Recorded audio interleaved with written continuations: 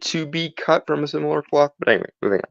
Yeah. No, that's okay. No, hey everybody. LK here with Dalton, the Authenticator. How you doing, Dalton? Hello, everyone.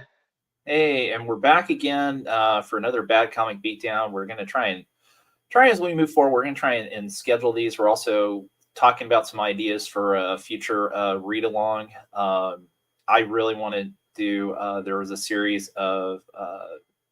that Alan Moore did in the 2010s that combined his looks and ideas of mysticism with Lovecraftian horror, and I think it would be really fun, especially getting Dalton's perspective on these because he hasn't read them before. So we'll be looking to possibly schedule those, see how they go. I know I need to talk to E about them because we have to make sure that they're okay for the channel. Because there is some gratuitous nudity. It's certainly Yeah, I don't. Videonomicon. I don't think it should be a problem, but then again, Lord only knows what capricious shenanigans the algorithm will get up to. So yeah, who knows? Yeah, but today here we're gonna wait a few more minutes, see who else kind of joins into the crowd here. Again, appreciate it. Like, subscribe the channel, pass it along. All the promotion helps, and we need every bit of your help to get out there and promote the channel. And also keep E's channel going while he's indisposed from moving and all that business. Yeah, but I think that should be getting resolved here shortly. My understanding is he does have internet. It's just a matter now of him getting his room all set up where he's going to be doing all of his broadcasting. So we'll see shortly here. But anyways, tonight, we are doing a Bad Comic Beatdown, and it's going to be going back to our old friends Jackson Lanzing and Colin Kelly, and we're going to be doing Outsiders number 6. So when last we left our fans here of our storyline here, the Outsiders, we had seen that there was the new Jenny that was anointed and created. That was a desecration of the old Jenny Sparks from the Authority days. The last issue had them going to basically a monster club, and Kate confronted a vampire that she knew from something else, and it was really dumb and stupid. And they have left that, and so now we're going to be on the edges of reality.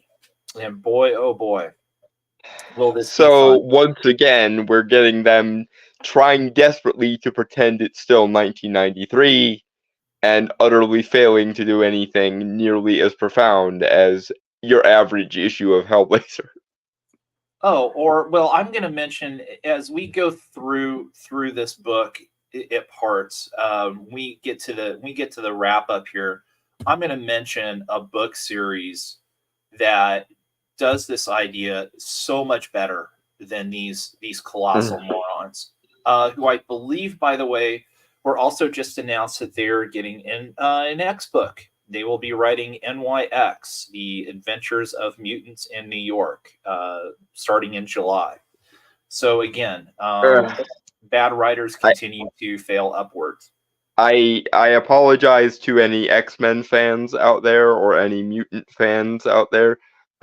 Fortunately for me, though, I've never been a particular fan of the mutants, so this isn't going to kill me quite as much as them ripping off everything from the 90s that I liked or have the potential to like. So, well, I mean, the good thing is that selfishly, I am okay with this on the basis that they're not going to be ruining something I care deeply about, maybe for 5 seconds.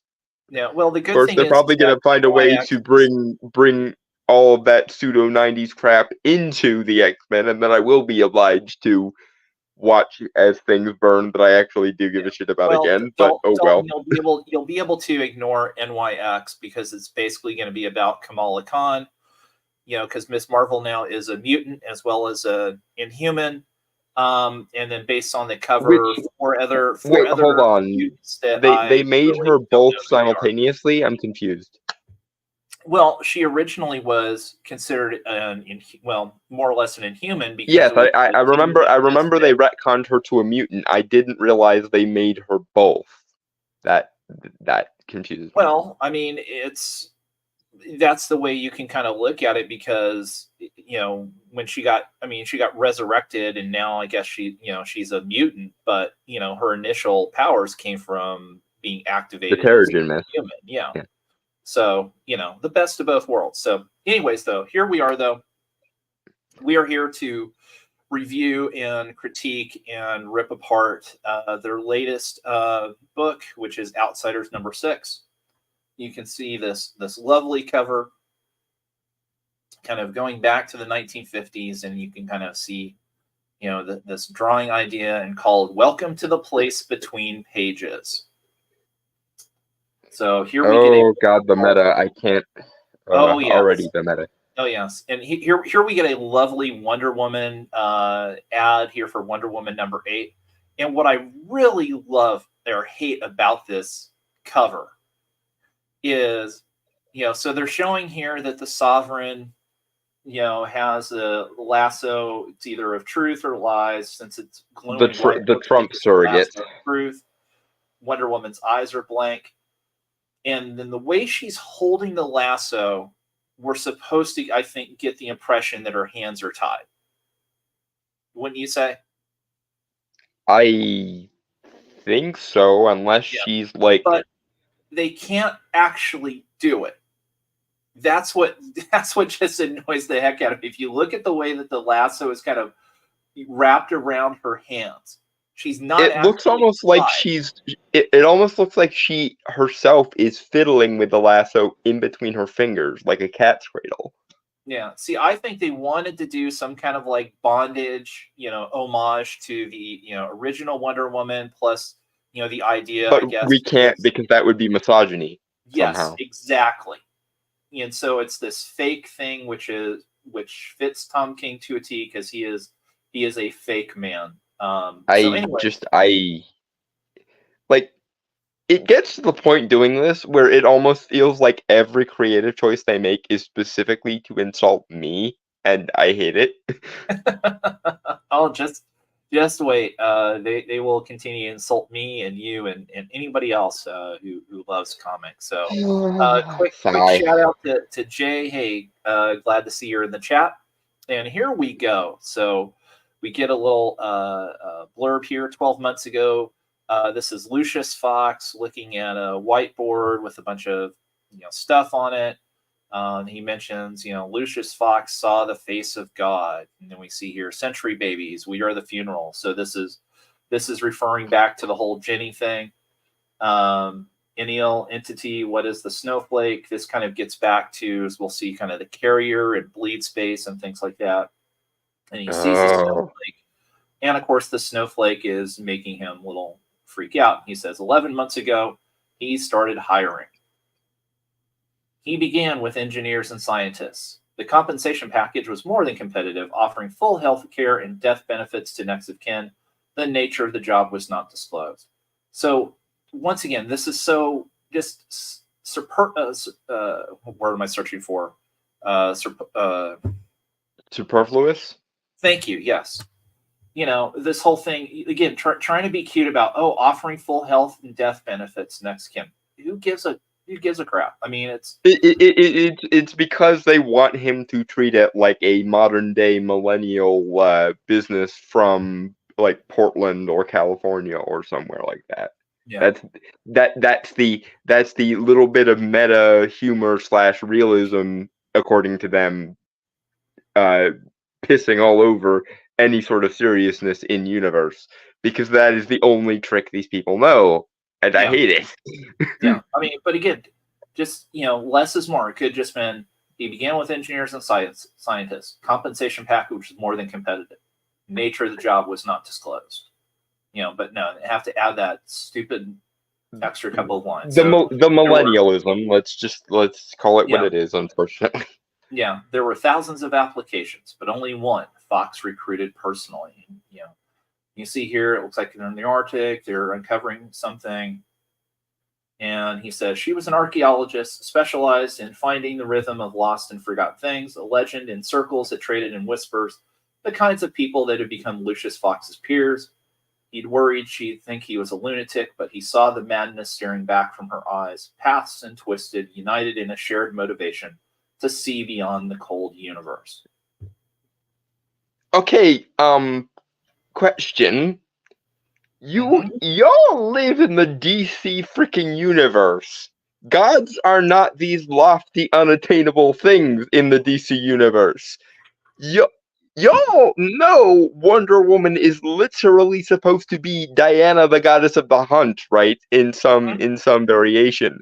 So, like, gods to a person, a clued in switch on person in the DC universe should not be this hard to attain thing. Like, don't you guys literally have people like the Spectre and Dr. Fate and Diana and half a dozen other people from half a dozen other pantheons, not limiting the Judeo-Christian one, on freaking speed dial? What I'm Well, trying to apply in-universe logic again, and I'm realizing that they didn't bother, and it pisses me off once right. more. Well, again, I mean, at a bare minimum, with his connections to Batman, he surely would have met Zatanna by now, and or Constantine, you know, or the so Spectre. Yeah, it's that thing where they're trying to have their cake and eat it too, in terms of delving into the Wildstorm universe, where this makes sense, but applying it to all these DC characters, and as you say, when it's bad writing and you start to pull the threads, everything comes apart. yeah, because you guys should be on first name basis by now with like several different gods from several different pantheons, up to and including the Judeo-Christian / Islamic one. So what the heck? Yeah. So here we go. For the next 5 months, while Outsiders field team gathered data from events that exceeded reality's traditional structures, Lucius Fox was working on the map. And here we see our 4 main characters: Lucius, his son Luke, and the drummer, and of course Kate in her Batwoman getup. Drummer here, and we'll get to her in a second. The carrier's processing core has been reconfigured. We have everything we need to get this done. On your order, Mr. Fox. So here's the carrier that they uncovered in issue 1, which is basically a throwback to the carrier from Authority, and also we'll see Planetary. Soon he was only missing a single variable, one found only in those who have been beyond reality's borders. And so a reconnaissance mission was devised. Utilizing intelligence provided by demonic sources of significant pedigree, the archaeologists found that variable. So in the last issue, the drummer, when they were at this monster club, went off, met another demon, did something, killed the demon, got something, and whatever. Okay, and right there should tell you why this shouldn't be this arduous thing for it. It's like people making a big thing about meeting God in the Dragon Ball universe. It doesn't make any sense after you've come several rungs up and or down the supernatural road so many times. And for some, like, I get that the rank and like the average normie in the DC universe might not be as switched on to all of this, but someone in the superhero scene should most definitely be switched on at this point. Like, yeah. Oh, just the Bat family alone should have an entire Rolodex of various and sundry supernaturals that they could, call in a favor from at any given moment. Just you wait. But this also points out too that, basically now we understand who the drummer was speaking to in those 1 and 2 panels that we would get towards the end of each issue, where it looked like, oh, does she have another purpose beyond just working with Luke and Kate? Well, it turns out obviously that she was basically reporting back to Lucius. So, I mean, again, there's no big conspiracy here. So it was entirely a melodramatic circle jerk just meant to mislead the reader. Yep. Fun. So Lucius here goes, do it. It was not a key to a map of the infinite multiverse, but the structure well beyond. The only thaw in the frozen forever a place to be warm. And we see here the computer turning on, engaging the quantum visualization. And oh, wow, look, beautiful, isn't it? The true shape of reality, the classic snowflake, which we've seen and has been, again, shown in Planetary, it's been shown in Authority, and now these two losers are getting to corrupt it with their stupidity. Well, it's also so hollow and meaningless because the like meta mechanics of the DC universe changes every major storyline now. Mm-hmm. Like it's been a very long time since the 90s where there was some semblance of consistency between things like Sandman and Planetary and Hellblazer and so on and so forth. So like there is So no true reality to be appealing to at this point because literally every major storyline fucks with the cosmic hierarchy now. yeah, and so here's Kate in her wonderment, like all of it, and of course Lucius replies, all of it, rotations upon rotations, an unfolding fractal containing an infinite number of multiverses. And of course the drummer corrects him, says not infinite, actually, probably more like 196,833. And of course she says, I think it looks like a snowflake. Okay. It's perfectly stable to also call it a fractal pattern, and it's Yeah, slightly less annoying and overly poetic to call it a fractal pattern, yeah. frankly. So here we have home. And then Luke here goes, home, carrier, this is what you were looking for? Yes, no. So all the bold here is the carrier speaking to them. This is wrong. This place is gone. This place is here, but this place is nothing. Continuity paradox detected. Uh-oh. And then of course we get the cutesy stuff where they won't let the DC heroes, or I guess people, swear in the comic book, even though the comic code doesn't exist anymore. What the blank is going on?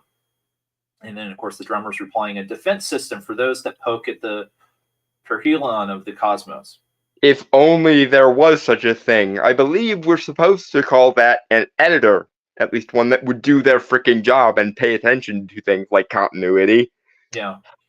And here's Luke going, we didn't poke anything. Wasn't this just supposed to be a visualization? And of course, our narrator tells us in that moment, at the very fabric of unreality, in that moment, as the very fabric of unreality gripped his heart, Lucius Fox realized something very core to himself, a truth he had not admitted. An answer is a question's end. And what if he was not the question? Oh, more of the pseudo-cycle babble from Lanzing Kelly. Hate this. And Lucius says, I didn't see it. I should have seen it. And of course, the carrier responds with, I am invaded. And then we see landmark final issue. And of course, Kate is going, landmark final, what the blank? And drummer Aaron saying here, reality breach detected, sealing infection point. Drummer saying, stay calm, it's pulling us in. Self-immolation imminent. Luke here saying, stay calm about the existential void or the planet-ending explosion. Carrier, stop, do not do that. And of course, here we have the narration, which I think is supposed to help. Lucius read his destiny written across his reality, the price to see beyond the pages of history, dragging him forward. The narrative of his life reached its final act, the point of infinite crisis. Ha ha ha, dun dun dun. After all, with everyone who had ever observed the snowflake suddenly pulled to the very wall of reality. Why? Who was to say they had ever existed at all? Uh-oh. And here we go. We land in this seemingly idyllic little town, and you can see some of the names here, the Pandora's School of Language, Joe Public Gym, Superpost with a curious S logo here that you'll see in a second. This kind of 1950s style. And wow, looky here. Well, hi there, says this friendly postman. And of course, Lucius says, hello, mister. Oh, just Clark is fine. I bring the mail. And Luke, being a jackass, says, well, what about soaring into action? You do much of that? The mailman here says, I used to leap, actually, about 1/8 of a mile. But those kinds of things don't work around here. These days, I just bring the mail. Bingo. And Kate here trying to figure it out. So this is another place like the Bat Brain Mansion, which of course we saw in issue 3. What Which, did the carrier call again, why? singularity? And of course this platinum-haired young girl over here goes, effectively, except expanded by immense orders of magnitude and containing all conceivable creation.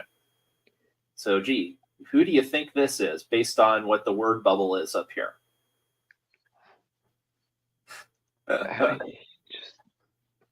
So Kate goes, and who the blank are you? Lucius says, let me guess, 196,833 orders magnitude. That is, in fact, the exact number of orders of magnitude. And Kate's like, no, back to my question. Of course, the drummer says, Kate, honey, can't you tell who she is? That's the carrier. The carrier has taken a humanoid form. And it says, am I? That is an appreciated data point. Being forced into a singular body of flesh and bone has led to a number of processing errors. And the drummer quickly says, and so we recall, that means she is also about to explode.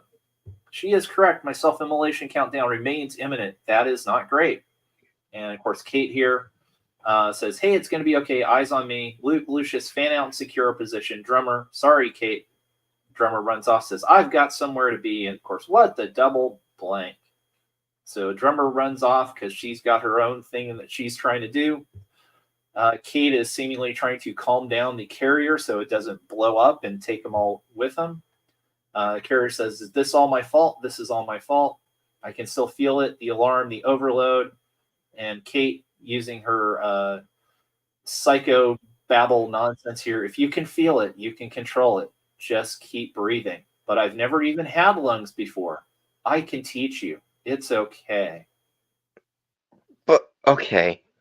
The fundamental logic error at the heart of all this nonsense, if I may cut this Gordian knot like freaking Alexander for a second, is true intelligence is either making complicated things simple or making simple things, or showing that simple things are sometimes more complicated than they appear. This rigmarole is doing neither. This rigmarole is taking something utterly meaningless, utterly full of dead air, and trying to make it seem complicated for no explicable reason whatsoever other than we can, and that makes us smart somehow. No, it's far easier. It's simple people trying to explain a complicated thing they don't understand simplistically. Again, this is the antimatter of intelligent writing. This is neither trying to make a complicated thing simple nor making simple things more complicated than they first appeared.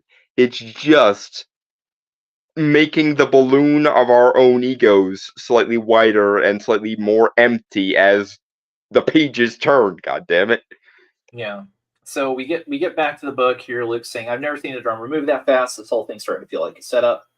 And of course, Lucius there goes, "Well, a setup is a boardroom with the wrong votes. This is something else entirely." And he says, "You heard the field leader. I'm going to go take a walk." Everybody's kind of splitting up, and Luke's like, okay, well, whatever, screw it." Notice that entire scene accomplished exactly nothing. That's how you can tell that this is an entirely empty fart huffing exercise. Yeah. Oh, well, we get to this page, and of course you'll love this. So he just says, "You think I'm leaving you alone in Pleasantville, Dad? Not on your life." Okay. So I get the meta reason why you referenced Pleasantville there, because that's the only thing like this that you've heard of, but nothing Pleasantville-esque is going on. There's no enforced normalcy or like Leave It to Beaver-esque shenanigans. Let's just take a look at some of the signs in the buildings around here. So you have the High Fashion Emporium, you have Charlton Road, you have Carson's Cave Supply. Oh no. Martha's Diner and Malt Shop. God damn it. Doctor. What is it? I'm trying to remember that. Hair something supply company. A couple of the other ones are harder to read. But Lucius is all mid-century Americana, do you think? Or why mid-century Americana, do you think? Infinite space and time, and the border of all reality takes a shape so specific and tepid, but familiar. Do you think it appears this way to everyone, or just to us? Sweetheart, you don't have room to wax lyrical about what you find tepid. This entire exercise has been so tepid, I can't distinguish between it and empty air. Yeah, no, I would say think about closer to the beginning of the official DC universe. So Luke here saying, I think I'd be happier asking those questions at a distance. And Lucius says, too late for that, I'm afraid. And you walk in, take a seat at the bar, folks. What can I get you? And he says, 2 chocolate malts, extra thick. And of course, you see kind of this guy with the wings here. 2 comfort malts for the recently erased, coming right up. And then you have this kind of familiar looking guy over here at the counter saying, so, crisis or cancellation? And Lucius says, well, I'm sorry. Says, I mean, there are some exceptions to the rule, but by and large, that's the binary. What's the last thing you remember? If it's a tear in space or the Justice League or Darkseid just showed up or hell, everything went white, odds are it was a crisis. And honestly, that can go either way. You might not be here all that long, or they might keep you gone just to prove to the Wednesday Warriors, wink, wink, that they can. But if they left you for on the a love of God, or a happy ending, that's a cancellation. That one's harder, especially if it's after a publisher acquisition. Market forces and all that. Most likely you'll be our neighbor for at least a decade. Oh God. So you understand where they're at.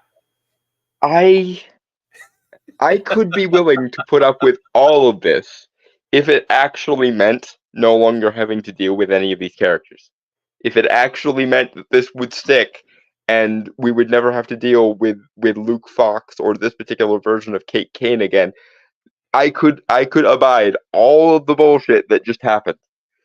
But I know full well that they're going to reinsert them into reality and in fact going to put them in a more central role just to screw with the readers that they are now currently deconstructing and insulting. Yeah.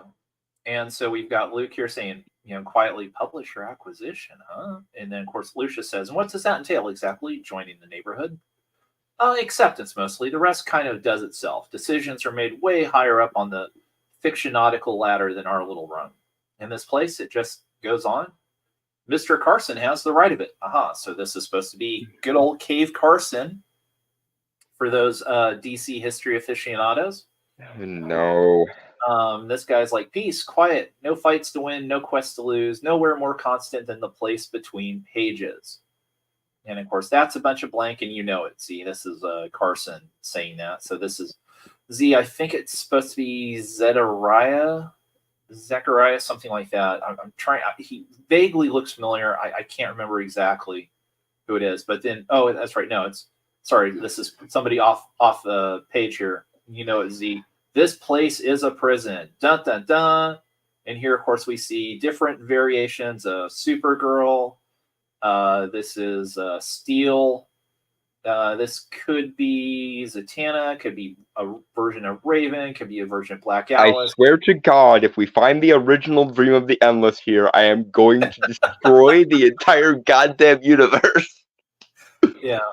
I mean, again, the whole point is that the fictional, this is the kind of the leftover fictional reality of when, in our...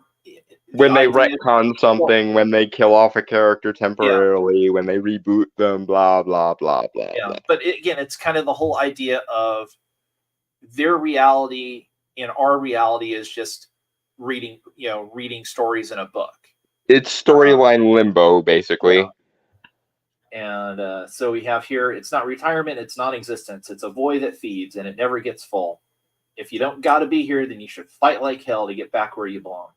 Trust someone who stopped fighting. You don't stay free by standing still. And of course, Luke, putting on his dad's shoulder, says, Dad, are you okay? He's like, no, Luke, I haven't been okay for 14 months. He's like, what happened 14 months ago, Dad? And he goes, I had a stroke, Luke. Now let me drink my malt. I have a decision to make. Okay, so they're trying to blur the line between storyline limbo and the literal afterlife. Yeah. Now I'm even more annoyed. So, oh yeah, meanwhile, if you forget, the carrier in human form was, about to explode because she can't handle human emotions and things like that.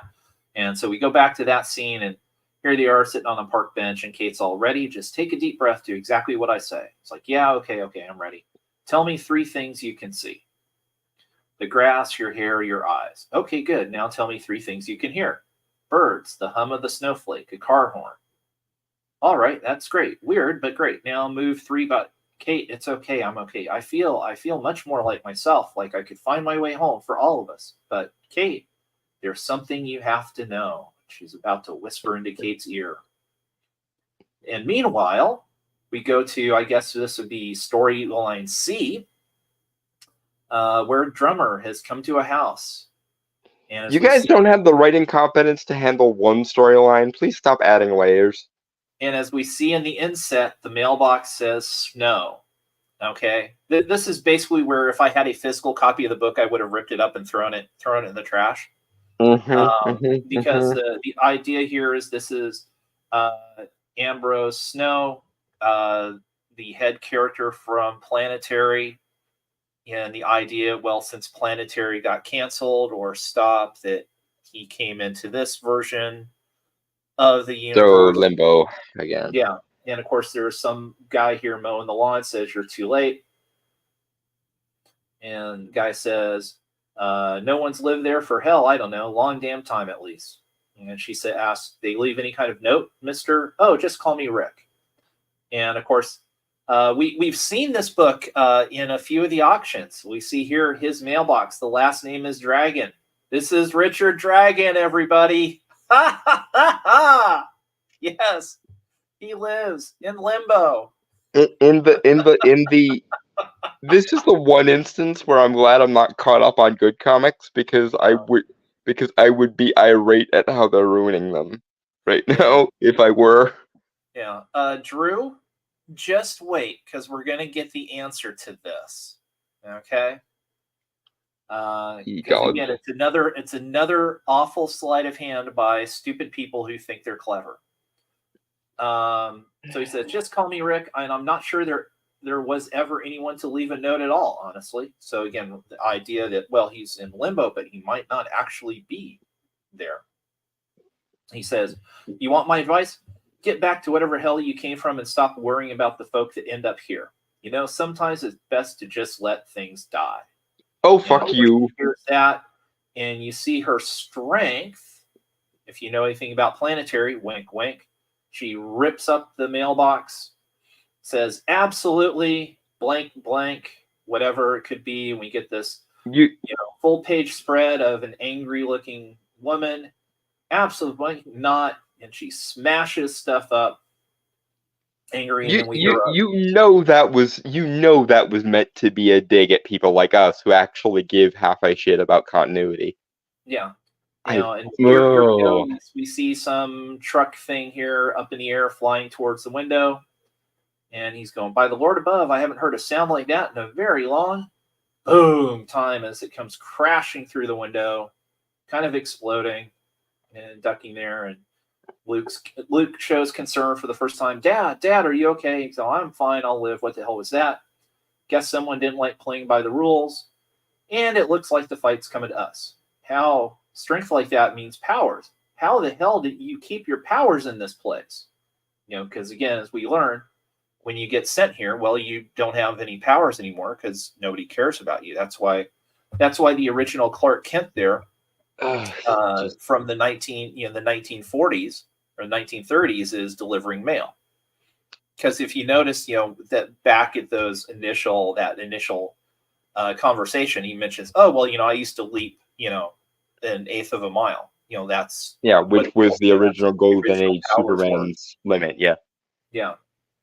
And kaboom! And so we see here this person who is supposed to be the drummer is basically smacking things and launching them into the air. We have something here, something of the East, possibly. I'm not sure what the reference is. That is. Then we get back to our good old narrator. When Lucius Fox read those 3 words, landmark final issue, an immense weight lifted from his shoulders. His worst fears confirmed, an ending to his story, an ending to this story. Except it wasn't an ending at all, was it? Because what he came for, he didn't find. No answers at all, only more questions. Questions that had been tossed aside because the answers they offered weren't worth the price to tell them. So what, you're giving us meta commentary on your own book now, because that's the only reason why you would say that, because that is the like bumper sticker, that is the sell line of this entire book. Yeah. Because no one gives a shit about the questions you posed, because the questions you posed were not properly formulated in the goddamn first place, my darling. Yeah.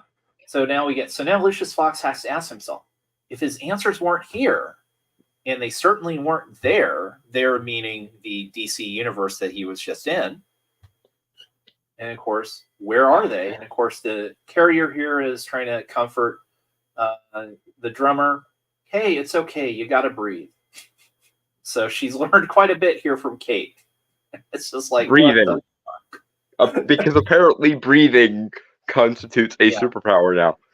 Yeah, and of course she says, "I do not think we must end here. I believe I can take us back. I can still feel your universe, the story. It's not finished. We can plug back in." And Kate's going, "Luke, grab my hand. I think this is going to get weird." He's like, "Gonna." Please don't. Already. Please don't. Please go on about your business, collecting all the characters that I actually give a shit about, and allowing them to replace you. Please, that would be the happy ending to this. Yeah, just wait though. Of course, the carrier goes, "But first, because I don't know if I'm ever going to have another chance." She kisses Kate on the cheek.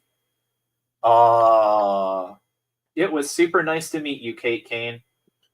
Dad, grab my hand. All right, son, let's go. Isn't home. The carrier like Lovecraftian? Well, like it goes entity based on the meta narrative of the series itself. It's somewhat sentient. You know, it goes through the bleed, so it, you know, quote unquote, can like pierce, you know, multiverses. Okay, so what we just saw then, if I'm actually taking this seriously for long enough to make this point, was the meta narrative of the series literally kissing Kate Kane because she's special. Yeah. That's literally the writing going, "I love you, random character, kiss kiss." Yeah. So they're back. They're back in the carrier. They're back in their current continuity, DC reality. We get to see Kate have a nice little moment here. It's going, "It was nice to meet you too." The drummer drops the stick. Luke confronts her, saying, "Drummer, what the hell did you do? Was that some kind of trap? Have you been playing us? That sure as hell wasn't talking to history.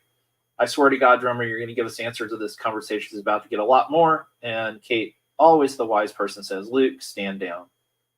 She says, "You couldn't take her if you tried." "How do you know?" "Oh, I know plenty about our little archaeologist here. She and the carrier go way back. Isn't that right?" So, of course, she's just reiterating what the carrier told her, you know, when she leaned in to do it. He says, "She told me your name, your real name. Do you want to tell the story or should I?" And she goes, "I hope not to have to do this time around, but fine. Have it your way." And for fans of Planetary, get ready. Oh no. "My name's not Drummer. The real one was a sight better on a kit than me. There were 4 of us: Drums, Ambrose, Snow, and me." That's right, Elijah Snow. Ambrose was the other agent. But and me, Jaquita Wagner. Yes, folks. This waif-looking person is supposed to be Jaquita Wagner, who last we looked had more of an olive complexion, was extremely fit and buff, but whatever. But current year, therefore, derp. Of course. So she says, "Best get comfortable. What comes next is neither easy to understand nor quick to explain, but suffice to say, you think I've recently shown up in your story, but the truth is, you've always been in mine." And she holds up the Planetary guide. No. No, I refuse. This is my limit of meta narrative woo woo. Yeah. You can't pull that So, shit because if you were going to pull that shit, you wouldn't have introduced the idea of different continuities resulting in different iterations of characters. Because if this was supposed to be original planetary Chiquita Wagner, from what I understand of what LK just said, she would look completely different. And if this is supposed to be a new iteration of the character, then the previous one should have been in the storyline limbo bullshit dimension there. You can't have it well, both ways. You can't simultaneously set up a meta mechanic and then completely throw out that meta mechanic in the exact same issue you introduced. well, I think it even gets better if you look at Uh, the previous page. Here, I'll pull this back up. You look at the prior page where she, sighs and says, "I'd hoped not to have to do this time around," which Meaning means she's that done they're this going to, before. which yeah, exactly, which means they're going to insinuate that essentially she has gone to other prior DC realities or multiverses or whatever bullshit you want to throw into this Ugh. to try and find uh, Elijah for for whatever reason. And so the idea again that the Wildstorm universe was a separate multiverse that is mentioned, that the DC multiverse is mentioned in the Planetary guidebook, and it's just like I hate DC right now. I hate Jim Lee. Uh, Lanzing and Kelly are just rank amateurs at best and morons at worst at trying to tell this type of story. Morons with delusions of grandeur, basically. Yeah. And again, it just, for somebody that loved Planetary and loved what Warren Ellis did, and certainly playing with genres, and telling different types of stories and being as much of an adventure story as it is a science fiction tale. This is just so beyond annoying. And for someone like me who likes this kind of metaphysical, um, cosmic or mystical storytelling, I have seen literally hundreds of different better versions of what they were trying, I think, to do here. And the fact that they think that not only are they on par with those, but they can somehow improve those makes me want to go for the absinthe again. Yeah. Well, and there's just the other level, because as Undead Quinn says, this just ruins what Warren did. Yeah. And more importantly, I know for a fact that Lansing and Kelly are the types, that I'm sure, tutted, the Warren Ellis stuff, fully believed all the Me Too stuff. If they didn't sign that stupid pledge, that they certainly live by it. Yeah, Or, they're modern hipsters. They're yeah, almost that, certainly social justice oriented. with all the stuff that's come out, in the last 2 weeks or whatever, I'm sure they were fully supportive of the people in the Whisper Network. And I won't say they have participated in it, but it wouldn't shock me if they had. They're in that same ilk, and I'm sure they never ever supported Warren Ellis, or would have stood up for him. So this is just complete garbage. And I was gonna kind of finish off here that mentioning different types of stuff with the multiverse. If you want a fun version of a similar type of story like this, there's an author, Jasper Forde, Forde. This is the first book in his series, and it's called The Air Affair. And it's a fantastic book. I'll just read the back of the blurb here. Welcome to a surreal version of Great Britain, circa 1985, where time travel is routine, cloning is a reality, dodos are the resurrected pet of choice, and literature is taken very, very seriously. England is a virtual police state where an ant can get lost literally in a Wordsworth poem. Militant Baconians heckle performances of Hamlet, and forging Byronic verses a punishable offense. All this is business as usual for Thursday Next, renowned special operative in the literary detection, until someone begins kidnapping characters from works of literature. When Jane Eyre is plucked from the pages of Bronte's novel, Thursday must track down the villain and enter a novel herself to avert a heinous act of literary homicide. And Okay, so one thing is that does sound interesting, and now I want to read it. But it's the second thing is, and the thing I want to point out here is, even with all the literary woo woo, that still made coherent sense. It was still a very straightforward concept, and that is the difference between something like that and something like this. At no point did anyone even attempt to make any sense of this, because they think not making sense is how you do profound, is how yeah, you do this kind of story. And that is the difference between a pseudo intellectual hack and someone with actual intelligence.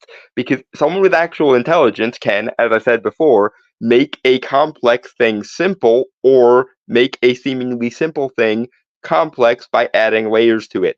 If you're not doing one or the other of those things, or if you're very good and can do both simultaneously, you're not actually being intelligent. You have to either make something complex simple, or make something simple complex, or yeah. both. So what Ford does in this book that is so much fun to read is he crafts this world, this alternate Great Britain, as he mentions, where Thursday winds up getting recruited and gains the ability basically to go into this kind of literary void. It's a place where essentially all works exist, and she becomes basically a detective or a policeman in this world to ensure that books don't get changed. Base. And it's really awesome because kind of the other detectives are characters from forgotten stories, or ideas that were never published that somebody wrote down once, and then threw away. The ideas that never quite were, or were meant to be a thing but somehow got aborted or something. Yeah. Yeah. And so she has the ability kind of literally like travel into books, and then make sure that settings, and she talks to the characters, and it's such a great series. I think there wound up being about 6 or 7 novels. And that was kind of like one of the first things I thought of when I was reading this yesterday. And yeah, Okay, I, but is I that the I just actual end of the biased. book, or is there more we have to go over? Oh no, that was the last page on Outsiders number 6. Wait, that's not even an ending. What the fuck? It's a cliffhanger because she shows the Planetary book. So the next issue is going to be her obviously trying to explain how she I, knows this universe from, or tries to explain why this book is, and obviously at some point we'll find out the reason that she's searching for Elijah Snow. I mean, beyond the fact that Elijah is basically her father. Um, and of course, no mention about what happened to, kind of like the original or the drummer that we know from Planetary. that's not even an effective cliffhanger though. An effective cliffhanger is, it requires a place where you would put the soap opera sting of dun dun dun, or the to be continued in, and there there's nothing dramatic enough about that. Like, I get the Easter egging of the Planetary book is important, for planetary reasons, Mhm. but even then, that's not an ending. That literally cut in mid conversation. I was waiting for us to go back to the thing, and I was gonna freaking break out the absinthe, but apparently not even the story is interested enough in the story to actually conclude the story it's trying to tell. Okay. I don't want to. I was hoping I could just go in. I didn't want to actually have to. I was going to take a look and see what the League of Comic Geeks here, what the people were rating it, but I don't want to create an ID. I thought I could just look up Yeah. and browse here maybe, or let me see new comics. It's the last thing I want to do. I don't want to create an ID. Let's see. Ultimate X-Men. There's Outsiders. Let's see. Pat Let's S. see. So, I just started reading James Robinson because people kept recommending him to me. So far from what I've read, he's great. So I'm going to have to get Starman at some point. But yeah, I James Robinson is much better at this than these two midwits passing as intellectuals in a world that is crashing and burning. let's see here.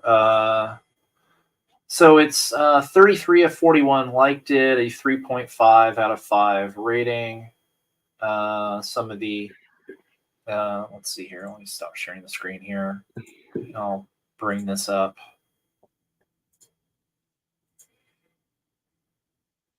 So we can see here. Oops, there we go. Makes it a little bit bigger there. So we have this one here. This person obviously gave it 4.5 stars. This may be, without exaggeration, my favorite comic book being published by both majors. This non-linear Lynchian reinterpretation of Planetary manages to be, at the same time, fun and experimental like few others. I hate to see what else is on that person's. Yeah, I'm not going to say they're wrong because herder subjectivity, but I can't see a reason why they would be correct in any interpretation of reality. Here we go. Here's the guy after my own heart. He gives it half a star. Now that X-Force is over, this is the worst comic being written. I don't know how Lanzing and Kelly keep getting work because they're cheap. And I can't believe this is getting 12 issues. This is not my Chiquita and not my Planetary. In fact, I'd be willing to put money on these two, having never read Planetary or any Batwoman book, in fact, because holy shit, does Kate deserve better than this garbage. I'm actually really worried that this is going to end with a new Planetary team being reformed, and they're going to ship Kate off onto that team, and we won't see her again for a while. I know. DC. Yeah, no, that makes sense. Unfortunately, yeah. I am right there with you, Mark. I think that is exactly what is going to happen. And this shit is getting 12 issues. This shit.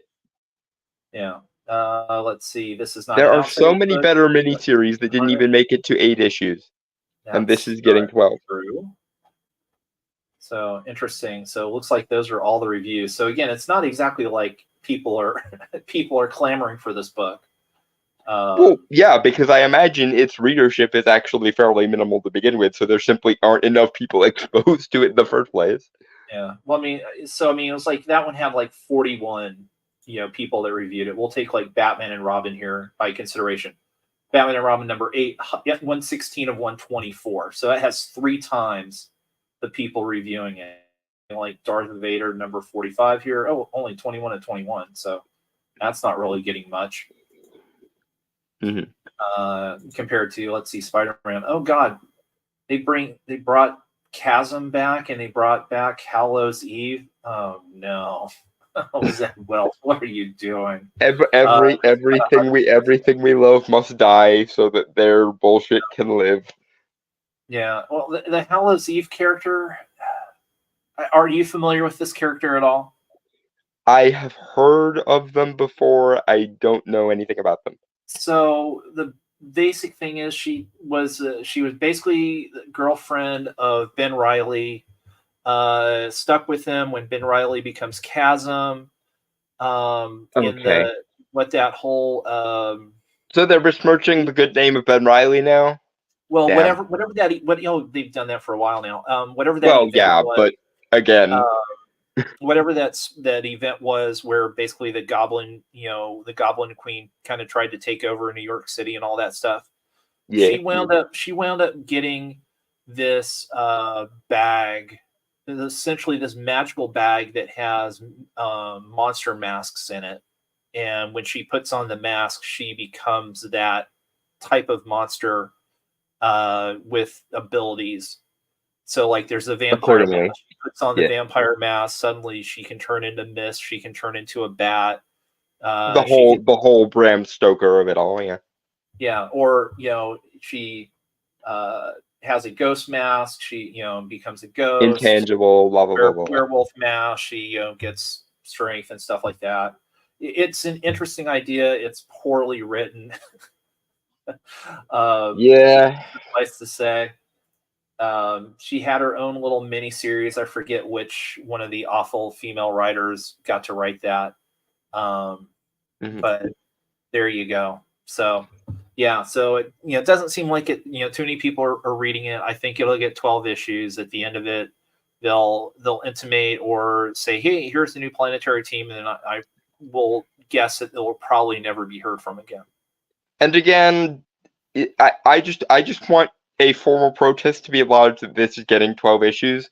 Because for those that don't know, back in the 90s, when shit was supremely better than this by several nautical miles, the average, like, small character got 8 issues to start with, and if it did well, then they would keep continuing it. Like, for example, the original Neil Gaiman run of Sandman, the original Preludes and what would eventually become collected in Preludes and Nocturnes, the first trade paperback, that was 8 issues.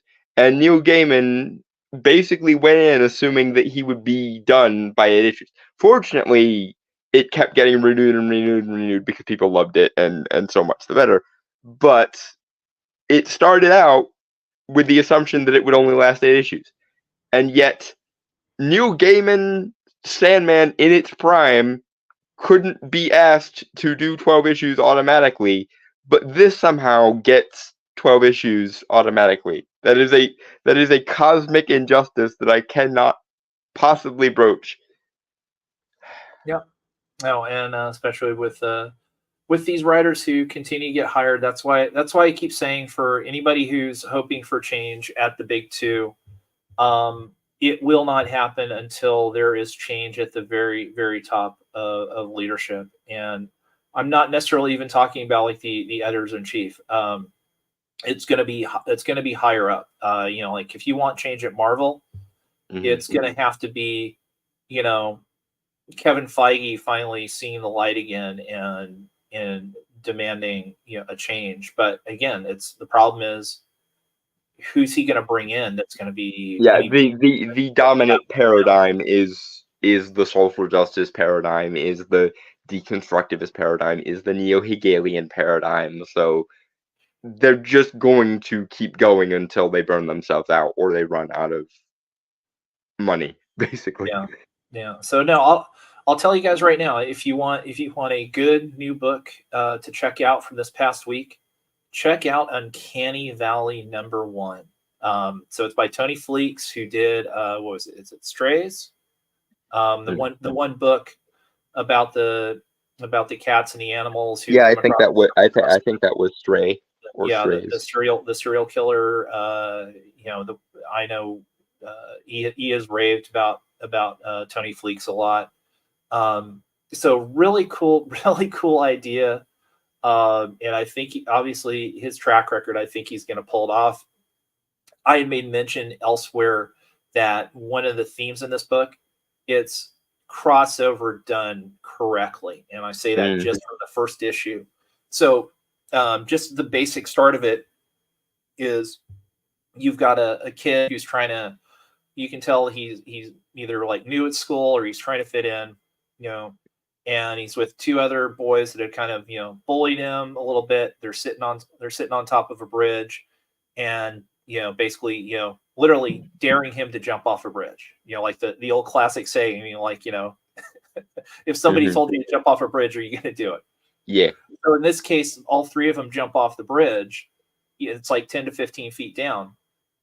Two of the kids wind up breaking their legs, but the other kid here literally, falls through the ground and leaves like a person-sized indentation, and pops his head up like, hey, everybody okay? And so then we find out that his that he's got a single mom. His mom's kind of a traveling nurse, so obviously they've kind of like moved around a little bit.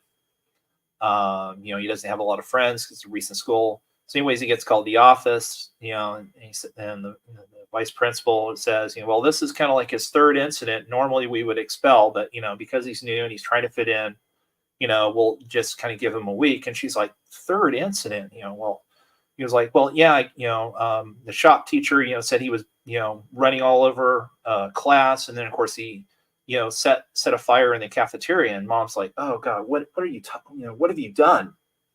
And so they're driving home and she wants him to explain what happened. He said, well, in shop class, I accidentally hit my thumb with a hammer. And next thing I knew, I was bouncing off the walls. And she's like, Ah, okay. cartoon physics. And so what about the cafeteria? He said, well, Jimmy was talking about this super, super hot pepper and daring anybody to try it. And well, I really wanted to fit in. I said, okay, I'll do it because nobody else was doing it.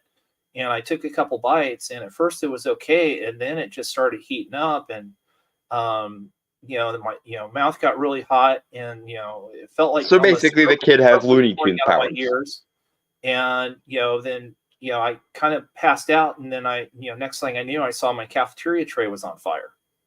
And mom's like, okay. You could tell that mom knows what's going on, and then mentions, the kid goes, why are there, crows, birds following us? She's like, what kind of birds? It's like crows. And it's like, get inside. And then of course, so basically the idea is, well, and then of course, they're getting attacked, and then this car pulls up to save them, door opens up, and it's basically Yosemite Sam with a shotgun saying, get in. Cartoon physics. There is something uniquely wonderful about cartoon physics. Gets called kind of a half breed.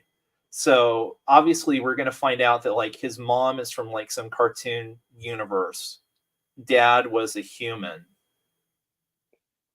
Oh.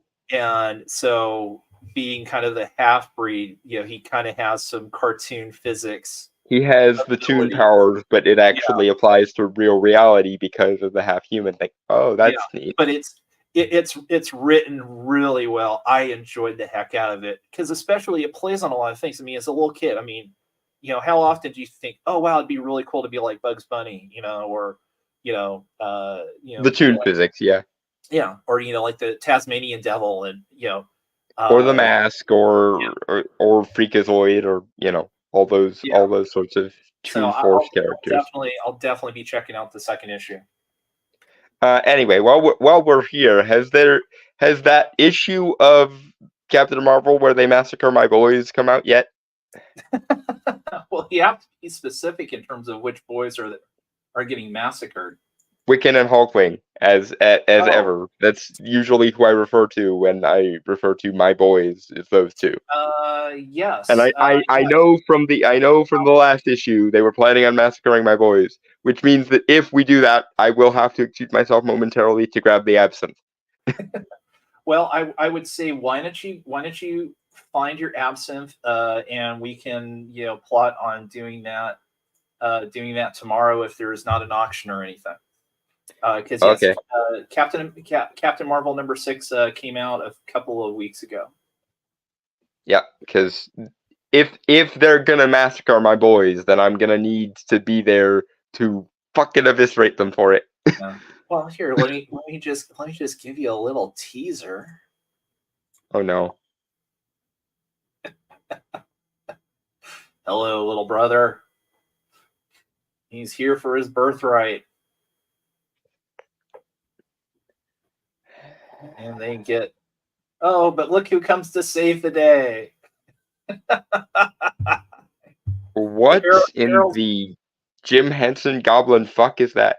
Oh, that's Carol's half sister. That's L'Oreal. So from an earlier edition of Captain Marvel, we learned, well, because Carol's mom, they retconned it so that her mom turns out to been a Kree, which is why she got powers when the engine blew up in the original pages of Captain Marvel, and so it turned out what the Kree had done was taken some of the genetic material that had been left over from her mother and created her a half sister. And of course, his half sister initially thought that Carol was bad. They had a fight. They find out they're half sisters. They make up. And then when Hulkling takes over, at first they want Carol to be the accuser, and she doesn't take it and says, but my half sister could do it. And so L'Oreal becomes the accuser, or the executioner, whichever one you want to call it. Oh. So fun, but that's just a little tease. Yep, I'm gonna need the absinthe. So, all right, folks. Well, we're just over an hour, so we'll go ahead and wrap it and end it here. Thanks again for joining. Excuse me. Don't forget to like and subscribe if you want to see more of this content. Feel free to drop comments in here. We'd love to hear what your thoughts are. You can certainly contribute to the channel. Drop in $1 in the Ko-Fi. Certainly spread the channel around. I know once England team gets set back up, we'll be having kind of the weekly auctions. I think actually they'll be moving back to Saturday night, and we'll have loads of other content and live streams for you to check out and participate in. So again, thanks for being here. Thanks for spending some of your Thursday evening with us. We really appreciate it. Dalton, where can people find you? Hi, folks. I am Dalton Mortimer, the Authenticator. My main channel is called the Authenticator. I don't hardly ever post there, though, so you don't necessarily need to feel obligated to go there. I do, however, do a weekly, or at least as close to weekly as we can manage. I do several podcasts that are worth checking out that I do on the regular. One is The Duality of Man, which I do with Mr. E2099, and that is a men's rights and men's issues podcast. So if you are interested in those sorts of discussions, please find your way over there. This last couple of weeks, we've been contrasting the liberal and conservative approaches to men's rights and men's issues. So that if that sounds like fun to you, that's a thing. And this coming week, I believe we're doing one on the duality of men and martyrdom, where we're going to be discussing like male disposability and that sort of thing.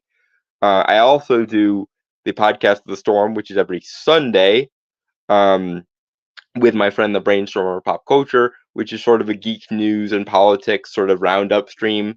Usually we cover between 4 and 5 stories per week every Sunday at 8, and the timing for Duality of Man is every Wednesday at 5:30, in case I forgot to mention that. So those are where you can most commonly find me.